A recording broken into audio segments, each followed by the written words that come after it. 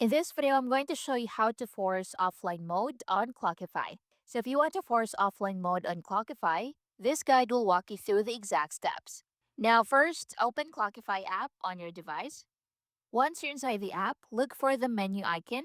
This is usually located in the top left corner or bottom menu, depending on your device.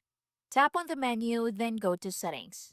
Inside Settings, look for the section labeled App or General Settings.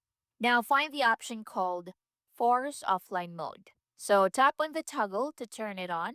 Once enabled, Clockify will behave as if you're offline, even if your internet connection is active. Now this is useful if your connection is low or unstable because it prevents syncing issues and improves performance. Now, while in offline mode, you can still track normally. So you can start and stop the timer or manually add time entries, and everything will be saved locally on your device. However, keep in mind that some features will be limited. For example, you won't be able to create new projects or tasks while offline, and you'll only see data that was already loaded before going offline. Now, once you're done, you can go back to settings and turn off force offline mode.